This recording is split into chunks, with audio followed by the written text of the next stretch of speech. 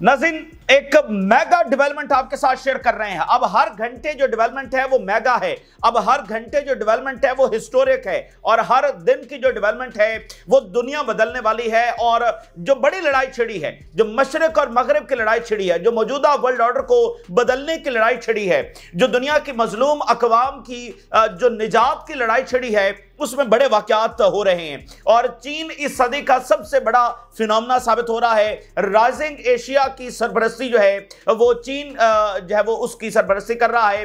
और अब जो खबर हम आपके सामने शेयर करने जा रहे हैं वो बस ऐसे है कि टेबल टर्निंग अपसाइड डाउन, सब चीजें पासा पलट के रख देना। नाज़रीन, चीन जो है वो कई मुल्कों को फाइटर जेट्स देने जा रहा है, मॉडर्न इक्विपमेंट्स देने जा रहा है। जी हाँ, आपने सही सुना, हम एक मुल्क की बात नहीं कर रहे हैं, हम दो मुल्कों की बात नहीं कर रहे हैं, हम कई मुल्कों की बात कर रहे हैं, जिसमें मेजॉरिटी इस्लामिक कंट्रीज हैं, जिनको चाइना फाइटर जेट्स देने जा रहा है और इसके साथ modern equipment, modern air defence देने जा रहा है। और कुछ तो ऐसे हैं जो अमेरिका के थादी हैं और ये तवक्को रखते थे कि अमेरिका से उनको एडवांस टेक्नोलॉजी मिलेगी, लेकिन अब वो भी चाइना की तरफ जो रुख कर रहे हैं और इसमें मिडिल ईस्ट के बेशतर मुल्क जो है वो शामिल हैं। यानी कि एक बड़ी प्रोफाउंड लेवल की जो तब्दीली है वो आ रही है। जो एक सेकंड ऑप्शन दुनिया के पास आ रहा है, जो ईस्ट का राइज हो रहा है, जो सोवियत यूनियन के बाद जो दुनिया ने यूनिपोलर वर्ल्ड देखी और सबसे ज्यादा मुसलमान ममालिक, सबसे ज्यादा मिडिल ईस्ट के ममालिक उससे मुतासिर हुए कि उनके पास कोई ऑप्शन नहीं था कि वो इजराइल के मुकाबले में किसी और से असलहा खरीद सकें। तो अब चाइना और रशिया की सूरत में उनके पास ये दूसरा ऑप्शन जब वो आ रहा है, खासकर चाइना की सूरत के अंदर। तो ये आपके सामने रखेंगे किन मुल्कों को ये फाइटर जेट्स मिल रहे हैं और उससे क्या तब्दीलियां जो है वो आने वाली हैं। और दूसरी तरफ बैंक ऑफ इंग्लैंड जो है उसकी बहुत अहमियत है। और आप यूं समझिए कि जो ब्रिटिश एम्पायर था, कई सौ साल एक दुनिया में इक़्तिदार करने वाला ब्रिटिश एम्पायर, जिसके बाद हुक्मरानी फिर अमेरिकन एम्पायर के पास चली गई, तो वो ब्रिटिश एम्पायर जो है वो सिमट कर जो है वो बैंक ऑफ इंग्लैंड के अंदर समय लेके महदूद हो गया था। तो बैंक ऑफ इंग्लैंड की स्टेटमेंट आती है कई सालों के बाद, वो कोई ऐसी बात जारी करते हैं, तो उन्होंने कहा है कि जो ट्रंप के टैरिफ हैं उससे जो यूरोप की कई एक बड़ी कंपनीज हैं वो दिवालिया हो सकती हैं। यानी बड़ी बड़ी कंपनीज है वो उनका दिवालिया निकल जाएगा, वो डिफॉल्ट कर जाएंगी और उनके लिए सर्वाइवल मुमकिन नहीं होगा, क्योंकि सारी इकोनॉमी तो जुड़ी हुई है और उनका बहुत बड़ा इंहिसार। आप देखें ना, बहुत सारी वेस्टर्न जो कार बनाने वाली कंपनीज हैं वो चाइना में जाकर तो अपनी गाड़ियां नहीं बेचते हैं, वो जापान में जाकर नहीं बेचते हैं, वो तो उनकी ज्यादा लग्जरी कार जो है वो अमेरिका में बिकती हैं। तो इसी तरह और उन कंपनीज का बहुत बड़ा शेयर है इन मुल्कों की जीडीपी के अंदर। और इसके अलावा बेतहाशा कंपनीज है, hundreds and thousands of companies. तो बैंक ऑफ इंग्लैंड, यानी हम किसी इकोनॉमिस्ट की बात नहीं कर रहे हैं, हम बैंक ऑफ इंग्लैंड की बात कर रहे हैं। वो कह रहा है कि ट्रंप के टैरिफ्स की वजह से कई एक कंपनीज है वो दिवालिया होने जा रही हैं और वेस्ट की जो ताकत है वो इन कंपनीज के ऊपर खड़ी हुई है, जो दुनिया की गवर्नमेंट्स को जाकर इन्फ्लुएंस करती हैं, जो जगह जगह से मिनरल्स निकाल कर लाती हैं, जगह जगह से पूरी दुनिया में वो फैली हुई हैं। तो अब वो डायरेक्ट तो अंग्रेज नहीं बैठे हुए, तो उनकी कंपनीज हैं जो दुनिया में हुक्मरानी कर रही हैं, तो वो कंपनीज है वो दिवालिया हो जाएंगी। ये बिल्कुल मतलब आप देखें कि वेस्ट जो है वो फॉल कर रहा है, इससे बड़ी और बात क्या होगी। तो वेस्ट के ऊपर अब प्रेशर बहुत ज्यादा है कि क्या वो इसराइल की इस जहरियत को अब इसी तरह सपोर्ट करने की पोजीशन में है, ठीक है। तो प्रेशर उनके ऊपर बहुत ज्यादा। दूसरी तरफ जो यूक्रेन की जंग है वो बहुत ज्यादा खराब हो रही है, दिन ब दिन खराब हो रही है। और उसमें जो नई जर्मन गवर्नमेंट आई है उसका जो रोल है वो बड़ा अजीब सा है, जो समय से बालातर है। और जर्मनी के चांसलर ने अभी ये अनाउंस किया है उसने, और जो मतलब बात कोई भी यूरोप में नहीं कर रहा और जंगों के हवाले से ये बात की भी नहीं जाती है, लेकिन अब ये हो रही है बात। जर्मनी के चांसलर ने कहा है कि कोई डिप्लोमेसी रूस के साथ नहीं होगी, सिर्फ मिलिट्री के जरिए हम निपटेंगे रशिया से। ये जर्मन चांसलर ने बात किया, उनका कि डिप्लोमेसी का कोई फायदा नहीं है, हम सिर्फ जो है वो, हालांकि डिप्लोमेसी रशिया तो 2022 के अंदर एग्री हो गया था सीज फायर के लिए, और जिसमें फिर बरतानिया और अमेरिका ने जाकर ज़ेलेंस्की को कहा कि नहीं सीज फायर नहीं करना और हम रशिया से निमट लेंगे, और उसके साथ वही होगा जो अफगानिस्तान में रशिया के साथ हुआ। तो अब जर्मन चांसलर कह रहे हैं कि डिप्लोमेसी जो है वो नहीं, सिर्फ मिलिटरीली रशिया से निपटा जाएगा। तो पुतिन कई बार इस बात को दोहरा चुके हैं कि जो कोई ये ख्वाहिश रखता है कि रशिया इस जंग में हारेगा, वो दरअसल आलमी जंग की तरफ दुनिया को धकेल रहा है। और ये बात बिल्कुल वाज़ेह है, सब इस बात को इंडोर्स करते हैं कि रशिया की शिकस्त की ख्वाहिश रखने वाले असल में दुनिया को न्यूक्लियर वॉर की तरफ लेकर जाएंगे। तो ये बड़ी ही खौफनाक बात है। जर्मनी लॉन्ग रेंज मिसाइल दे रहा है, इधर ईरान के खिलाफ हमले पर इजराइल को शाबाशी दे रहा है, और गजा के हवाले से खुलकर कह रहा है कि वो इजराइल को असलहा देता रहेगा, और जर्मनी के हवाले से कह रहा है डिप्लोमेसी की जरूरत नहीं है, बस मिलिटरीली हम रशिया से निपटेंगे।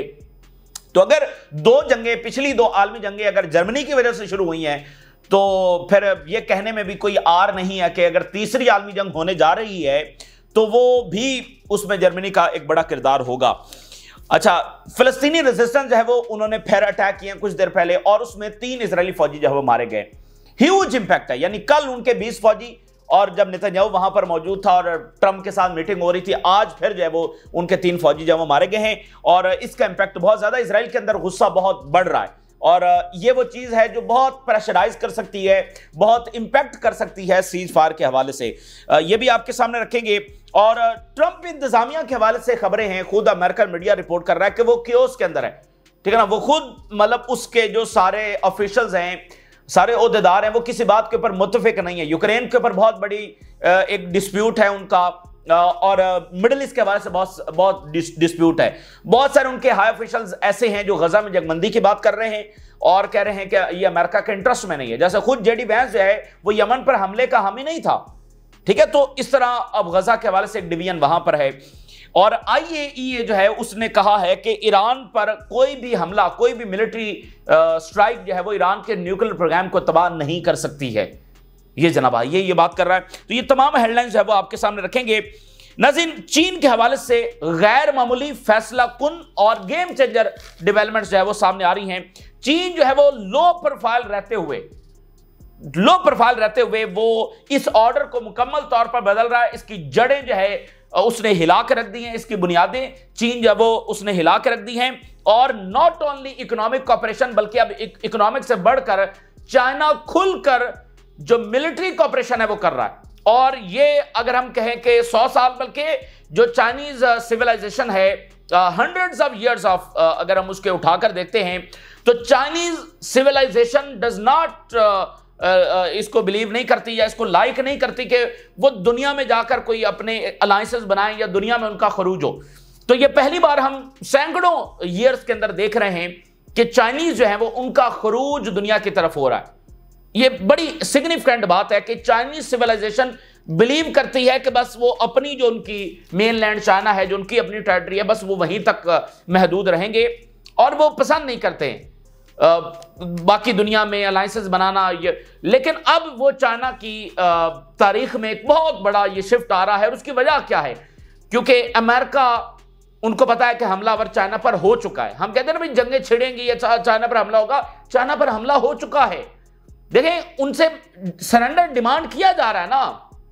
जो अमेरिकन उनके साथ इंगेज करते हैं वो किस अंदाज में इंगेज करते हैं, उनसे सरेंडर तो मांगा जा रहा है। एंटनी ब्लिंकन ने खुलकर यह कहा था कि चाइनीज इकोनॉमी बढ़ेगी but according to our terms बढ़ेगी। तो ये सरेंडर उनसे मांगा जा रहा है। तो उन्होंने अपनी सोवरेनिटी की जंग लड़नी है, तो वो अब तमाम मुल्कों को तैयार कर रहे हैं। सबसे बड़ी जंग एशिया में लड़ी जाएगी, और एशिया में चीन जो है वो अपने इत्तेहादी मुल्कों को तैयार कर रहा है कि वो अमेरिका के खिलाफ इस काबिल हों कि वो रेजिस्ट कर सकें। अच्छा, पहले यह खबर सामने आई कि चीन से जंगी तैयारी जो है वो ईरान को मिल रहे हैं। फिर खबर यह आई कि नहीं, मिस्र के साथ भी बात चल रही है। अब यह खबर सामने आ रही है कि सिर्फ ईरान और मिस्र नहीं है, कई एक ममालिक हैं, और बहुत सारों के नाम आ गए हैं, बहुत सारों के नाम अभी भी नहीं आए हैं, लेकिन मैनी कंट्रीज हैं। और फ्रेंडली कंट्री जो चीन के हैं, जो कि बहुत सारे हैं, उन सबको चाइना फाइटर जेट्स देने जा रहा है। उनको जदीद तरीन जो इक्विपमेंट्स एंड टेक्नोलॉजी है जो आज तक चाइना ने इस तरह से नहीं दिया है, वो बहरहाल देने जा रहा है। And this is huge, this is turning the table upside down, और this is the preparation to resist United States of America. ठीक, मैंने आपको उनकी पूरी हिस्ट्री बताई है कि वो सैकड़ों सालों के बाद हम इतनी बड़ी पॉलिसी का शिफ्ट देख रहे हैं। वो एक एक मुल्क को इस वक्त तैयार कर रहे हैं कि वो रेजिस्ट कर सके अमेरिका के खिलाफ।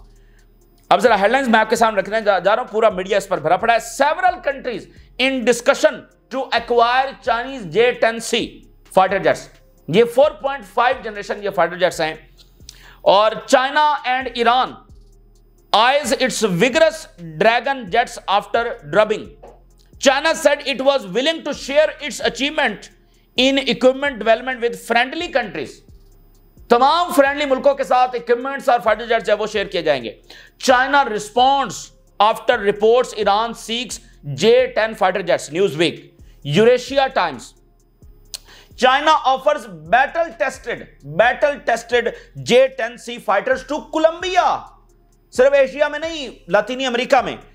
और इसमें उन्होंने बताया है कि म्यांमार, एशिया में Myanmar, Pakistan, Thailand, United Arab Emirates were the primary recipient of the Chinese arms sale and UAE had once eyed American F-35 jets। UAE America का इत्तेहादी और जो ये उम्मीद रखता था कि उसको अमेरिकन F-35 मिलेंगे, और उसकी 80 जंगी हथियारों की, रफेल हथियारों की डील फ्रांस से हुई थी, और अमेरिकन F-35 वो चाहता था, उसको नहीं मिले। नाउ वो किस तरफ देख रहा है? चाइना की तरफ देख रहा है। तो अगर यूएई अमेरिका का बहुत बड़ा इत्तेहादी अगर वो चाइना की तरफ देख रहा है तो फिर बाकी आप अंदाजा लगा सकते हैं। और जो एक फॉर्मर अमेरिकन प्रेसिडेंट हैं, उन्होंने ये खबरदार किया था अमेरिका को कि वो सिर्फ मिडिल ईस्ट में इजराइल की ना सुने, वगरना आने वाली दहाइयों में एक ऐसा वक्त आएगा कि ये ममालिक जो है वो हमारे कैंप से निकलकर चाइना और रशिया के कैंप में अल्टीमेटली जो है वो चले जाएंगे। तो आज वही हो रहा है। China is willing to supply J-10 fighter jets to the friendly countries, its defense ministry said। मतलब ऑफिशियल बातें हम आपके सामने रख रहे हैं। Iran was seeking to procure a multi-role fighter jet after Israel attacks raised question about Iran's aging largely Russian supplied air defense, having previously relied on Russian imports। China is now producing its own advanced aircraft, surpassing Russia in key areas। China की जो technology है वो America को भी सरपास कर रही है, उससे भी जदीद वो बना रहे हैं और रशिया से भी आगे बढ़ गए हैं। तो इसमें आप जरा नोट करें कि जो रशियन सप्लाई है वो कितनी स्लो है, यानी ईरान उनका टाइम टेस्टेड एलाय है, और पिछले कई सालों से वो S-400 चाहता है, वो चाहता है कि उसको फाइटर जेट्स दिए जाएं, लेकिन रशिया ईरान के साथ भी फाइटर जेट्स की डिलीवरी को यकीनी नहीं बना सका है। और आप चाइना को देखिए कि वो कितनी तेजी के साथ और कितने बोल्ड अंदाज के अंदर आगे बढ़ रहा है, और वो सिर्फ एक मुल्क को नहीं, कई मुल्कों को fighter jets, air defence, modern equipment, radars और बहुत कुछ जो है वो देने जा रहा है। यानी उनकी सप्लाई कितनी तेज है। तो इसलिए ईरान जैसे मुल्क भी अब चाइना के ऊपर ज्यादा फोकस कर रहे हैं। यानी रशिया को ये बात कन्वे भी ईरान कर रहा है कि आप देखें ये मतलब हमें आप डिलीवरी नहीं कर रहे। एक प्रोटेस्ट जो है वो भी रिकॉर्ड तो करवाया जा रहा है। तो रशिया के असल में ये भी है कि उनकी चूंकि जंग चल रही है, ठीक है ना, तो उनका इक्विपमेंट वहां पर इस्तेमाल हो रहा है, और फिर रशिया को यह भी है कि नेटो के साथ उनकी बराह रास्त जंग हो सकती है, तो इसलिए वो उस बात की भी तैयारी कर रहे हैं। तो इसलिए रशिया को प्रॉब्लम जरूर है, लेकिन ईरान जैसे टाइम टेस्टेड एलाई को तो अब तक डिलीवरी हो जानी चाहिए थी। बहरहाल जो भी है, लेकिन अब चाइना के ऊपर, यानी चाइना जो है वो इस सारे मामले में वाइटल कार्ड साबित हो रहा है, और वो लो प्रोफाइल रहते हुए ये चीजें जो मुकम्मल तौर पर बदल रहा है। तो अगर इन इतने मुल्कों को फाइटर जेट्स मिल जाते हैं तो फिर आप मुझे बताइए उसके बाद कितना कुछ बदलने जा रहा है। अगर चाइना ये देने जा रहा है तो फिर वो इन मुल्कों के साथ मतलब बाकायदा अलायंस कायम हो गया ना। ये तो नेटो के मुकाबले में तैयारी होगी। भाई यही तो नेटो है। अमेरिका ने यूरोप में कितने नेटो ममालिक को अपने फाइटर जेट्स दिए हुए हैं, तो चाइना भी तो यही कर रहा है ना। इसमें कोई फॉर्मल अलायंस नहीं है कि हमको नेटो के मुकाबले में वॉरसा पैक्ट बना रहे हैं, लेकिन एक्चुअली यही हो रहा है। नेटो से लड़ने की तैयारी तो फिर चाइना भी कर रहा है। दैट इज द पॉइंट, और ये गेम चेंजर खबर है। अच्छा, अब बात यह है कि वहां मामला बहुत ज्यादा खराब हो रहा है। यानी यूक्रेन का मसला, कल 1000 पिछले जो 24 घंटे गुजरे हैं 1000 यूक्रेनी फौजी जो है वो मारा गया। ये बहुत बड़ी खबर है। फिर आगे से कोई सोल्यूशन नहीं है कि भाई कोई मसला हल हो रहा हो। रशियन फोर्सेज जो है वो तेजी के साथ कैपिटल की तरफ बढ़ रही हैं, और यूरोप इसको अफोर्ड नहीं कर सकता कि वो वहां पर नेटो को शिकस्त हो जाए, कि नेटो जो है वो कोलैप्स हो जाएगा। तो अब नेटो के हवाले से मुसलसल ये खबर है, मजीद कंफर्मेशन है कि वो रशिया से लड़ने की तैयारी कर रहा है। अब ये दुनिया के लिए तो अच्छी खबर नहीं है, दुनिया के लिए बिल्कुल अच्छी खबर नहीं है, क्योंकि आलमी जंग तो दुनिया के लिए अच्छी नहीं होगी, और जो है वो एक पूरी वर्ल्ड इकॉनमी को ये डिस्ट्रॉय करेगी, तो दुनिया गुर्बत में डूब जाएगी, ठीक है ना। तो इसलिए ये अच्छा नहीं है दुनिया के इंसानों के लिए। लेकिन ये हो रहा है, नेटो वहां पर जंग की तैयारी कर रहा है। अभी जो जर्मन चांसलर ने स्टेटमेंट जारी की है वो तो बड़ी खतरनाक है। वो कह रहे हैं कि डिप्लोमेसी तो बस अब साइड पे रखें, अब मिलिटरीली हम रशिया से निपटेंगे। अब भाई वो मिलिटरीली ही रशिया के साथ सारा कुछ कर रहे हैं, लेकिन इस बात का अलल इलान कह देना कि डिप्लोमेसी फारिग है, तो फिर तो अलल इलान ये कहा जा रहा है कि जंग होगी। ठीक है ना, अलल इलान ये कहा रहा है जंग होगी, यानी एक होता है ना उम्मीद, शायद आगे जाकर मसला हल हो जाए। तो ये जर्मन चांसलर ये बात कर रहे हैं, ये नए आए हैं चांसलर, अभी इलेक्ट हुए हैं, और बड़ी अजीब सी पॉलिसी है। इन्होंने आकर इजराइल को भी खुलकर सपोर्ट किया है और ईरान के खिलाफ हमले को भी सपोर्ट किया और रशिया के खिलाफ लंबी जंग और आगे से आगे बढ़ने के ये हामी हैं। Diplomatic efforts to solve Ukraine conflicts are exhausted, diplomacy फारिग हो गई है। German chancellor says diplomacy has failed to resolve the Ukraine conflict, affirming continued military support despite internal opposition. Moscow warns of consequences. देखें, तमाम जो European societies हैं including the German society, वो जंग नहीं चाहती है। उन्होंने 2 आलमी जंगें लड़ी हैं, उनको पता है कि आलमी जंगों में क्या होता है। ठीक है ना, जर्मनी से ज्यादा इस बात को कौन समझ सकता है जो 2 आलमी जंगें हारे हैं और उनके साथ क्या कुछ हुआ है। ठीक है, और जर्मनी ने जो आखिरी अपनी कंपनसेशन दी थी दूसरी आलमी जंग हारने की, उस $270 बिलियन थी, और उसकी आखिरी किस्त उसने फ्रांस और बर्तानिया को और अमेरिका को 2010 में चुकाई है। और जो आलमी जंग में बॉम्ब्स गिरे थे, आपको पता है उनका अभी तक सफाया नहीं हो सका। बहुत सारे ऐसे शहर हैं, बहुत सारी ऐसी साइट्स हैं जहां पर आज भी वो जो डेटोनेटेड बॉम्ब्स नहीं हैं, यानी जो गिरे और डेटोनेट नहीं हुए, उनकी तलाश आज भी जारी है। ये आज भी, और पूरा पूरा शहर खाली करवाना पड़ जाता है, ये भी होता है। तो वो बॉम्ब अभी तक वो डिफ्यूज हो रहे हैं दूसरी आलमी जंग के गिरे हुए। तो आज का मॉडर्न इक्विपमेंट वो दुनिया में क्या तबाही लाएगा। और ये बात तो 100% तय है कि ये जंग तो न्यूक्लियर वॉर होगी और उसमें फिर दुनिया का क्या होगा।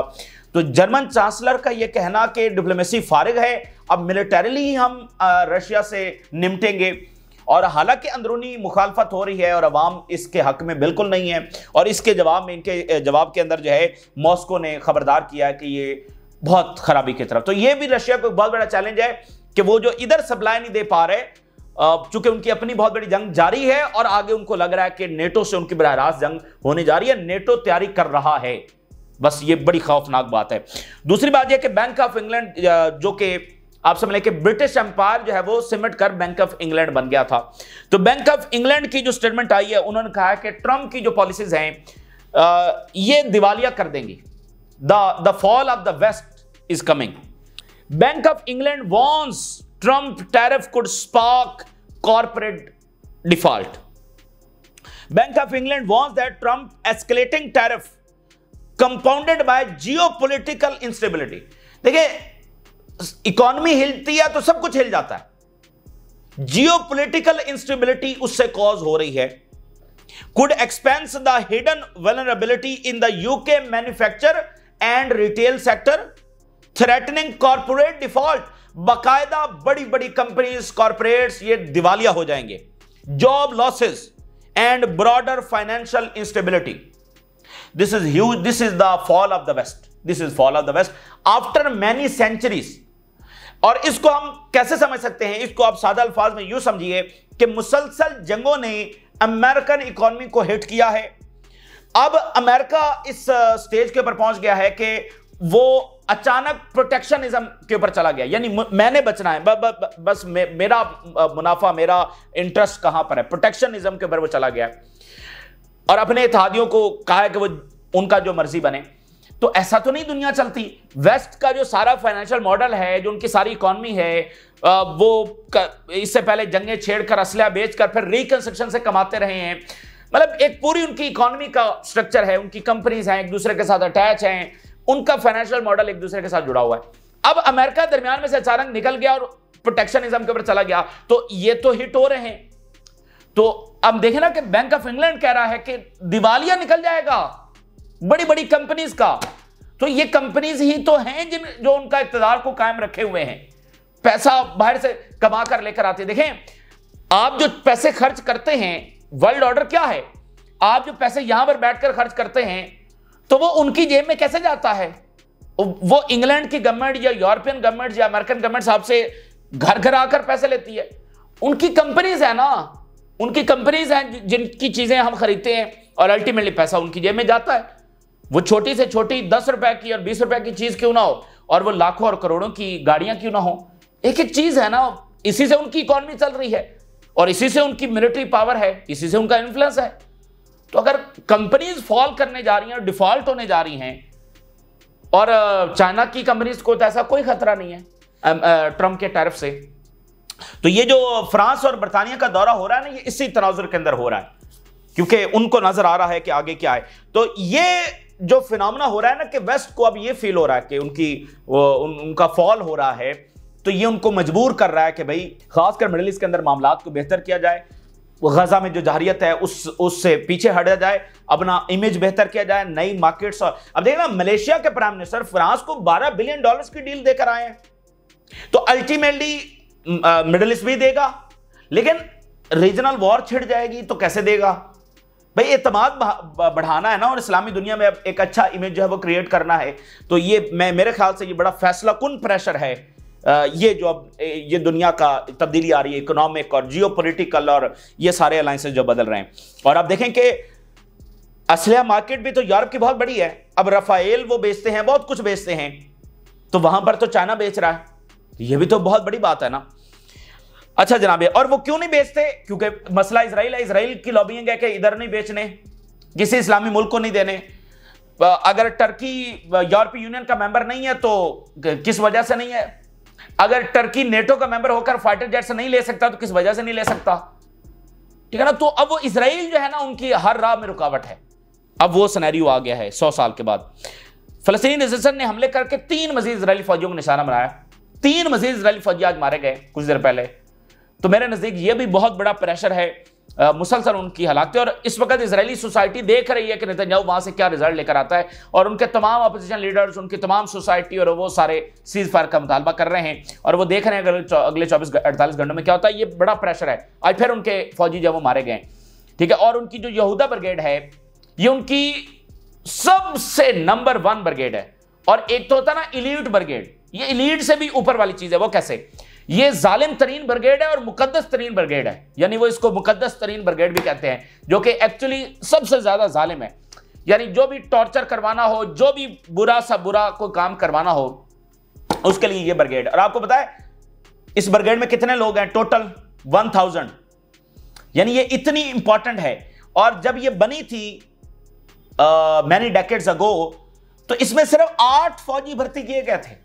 यानी इसका एक एक फौजी जो है वो इतनी अहमियत रखता है। कई दहाइयों के बाद इसके सिर्फ 1000 फौजी है, जिसके 20 फौजियों को रेजिस्टेंस ने निशाना बनाया, और वो भी बॉर्डर के ऊपर जाकर, जहां ये वहमो गुमान में भी नहीं कर सकते थे। तो इस सारी चीज का प्रेशर बहुत ज्यादा है। और देखते हैं कि वाशिंगटन से खबर क्या आती है। और फिर ये जो जियो पोलिटिकल तब्दीली आ रही है, अलायंसेस बदल रहे हैं, बहुत कुछ दुनिया के अंदर जो है वो उथल पुथल हो रहा है। और फिर आप देखिए कि activist slam EU, Why was ICC wanted Netanyahu given passage to US? इसको यहां से क्यों गुजरने दिया गया है? ये बड़ा प्रेशर वहां पर आ रहा है। और military strike can not end Iran nuclear program, IAEA chief. Military का जो मिलिट्री कोई भी स्ट्राइक है वो इनकी न्यूक्लियर साइट्स को डिस्ट्रॉय नहीं कर सकती है, ये IAEA चीफ कह रहा है, जिसने अभी तक कंडेम नहीं किया मिलिट्री स्ट्राइक को, लेकिन इस बात को इंडोर्स कर रहा है कि ये डिस्ट्रॉय नहीं हो सकता। तो ये इस वक्त की ताजा तरीन डेवलपमेंट्स है, तेजी के साथ बदलते हुए वाकयात। और अगेन एक दुनिया जो 7 अक्टूबर से पहले वाली थी, उसके बाद वाली दुनिया बिल्कुल मुख्तलिफ है। यह दुनिया तखरीब हो रही है, गिर रही है, टूट रही है, और इसलिए इसका हर दिन तारीखी है, हर दिन बहुत बड़ा है, हर दिन बहुत बड़ी तब्दीलियां हैं। और जैसे होता है ना, ऊंट करवट ले रहा है, तो कभी एक दिन सूरत हाल इधर होती है, अचानक सूरत हाल फिर इधर होती है। तो ये ऊंट जो है ना वो करवट ले रहा है, इसलिए आपको ये भी लगेगा कि भाई एक दिन एक बात है, दूसरे दिन दूसरी बात है। वो ऊंट करवट ले रहा है, दुनिया एक ऐसी सूरत हाल में चली गई है, इसलिए यहां पर यकीनी भी कुछ नहीं है, और तेजी के साथ, ठीक है ना, चीजें बदल रही। ये ताजा तरीन सूरत हाल जो आपके साथ शेयर किया, आपने राज आगाह करें। इजाजत दीजिए, अल्लाह हाफिज।